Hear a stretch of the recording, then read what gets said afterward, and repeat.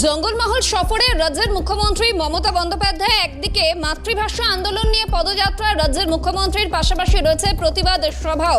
পদযাত্রা শেষে প্রতিবাদ সভা মমতা বন্দ্যোপাধ্যায়। আদিবাসী সংগঠন ও নেতৃত্বের সঙ্গে বৈঠকও করবেন তিনি। মাতৃভাষা আন্দোলন নিয়ে পদযাত্রা, মুখ্যমন্ত্রীর আর এই মুহূর্তে সরাসরি সঙ্গে রয়েছেন প্রতিনিধি রাজা সাহা। রাজা, জঙ্গলমহল সফরে রাজ্যের মুখ্যমন্ত্রী মমতা বন্দ্যোপাধ্যায় কি আপডেট রয়েছে এখনো পর্যন্ত? রাজা,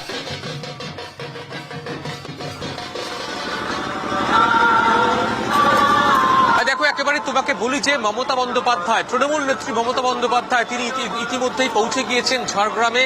আর কিছুক্ষণের মধ্যেই তিনি পৌঁছে যাবেন যে মূল মিছিল যেখান থেকে শুরু হবে। তুমি দেখতে পাচ্ছ এই যে মোড়, এখান থেকে কিন্তু মিছিল শুরু হবে। স্বামী বিবেকানন্দের মূর্তি রয়েছে, সেখান থেকেই মিছিল শুরু করবেন মমতা বন্দ্যোপাধ্যায়। এবং সেই মিছিলে পা মেলাবেন রাজ্যের একাধিক মন্ত্রী রয়েছেন ফিরহাদ হাকিম, রয়েছেন অরূপ বিশ্বাস, ইন্দ্রনীল সেন। পশ্চিম মেদিনীপুর জেলা এবং ঝাড়গ্রাম জেলার একাধিক বিধায়ক তারা কিন্তু আজকের মিছিলে পায়ে পায়ে পা মেলাবেন। জঙ্গলকন্যা বীরবাহা হাসদা যেমন রয়েছেন দুলাল মুর্মু, রয়েছেন একেবারে শিউলি সাহা কেশপুরের বিধায়ক, অজিত মাইতি যেমন রয়েছেন মানস ভুইয়াও। অর্থাৎ মেদিনীপুর জেলা এবং ঝাড়গ্রাম জেলার সকল নেতৃত্ব এবং সকল সাধারণ তৃণমূল কর্মীদেরকে নিয়ে, সকল সাধারণ মানুষদের নিয়ে বাংলা ভাষার জন্য, বাংলা ভাষার অস্মিতা রক্ষার জন্য তৃণমূল সুপ্রিমো মমতা বন্দ্যোপাধ্যায় তিনি আর কিছুক্ষণের মধ্যেই এই মিছিল শুরু করবেন।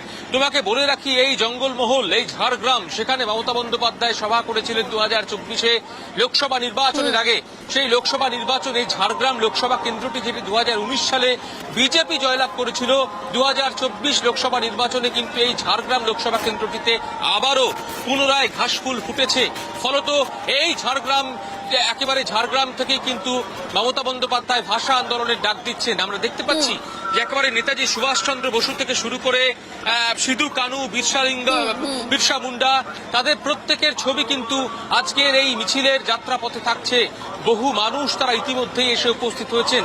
বিরসা মুন্ডার ছবি হাতে নিয়ে মমতা বন্দ্যোপাধ্যায় আজকে মিছিল করবেন, সিধু কানুর ছবি হাতে নিয়ে মমতা বন্দ্যোপাধ্যায় আজকে মিছিল করবেন।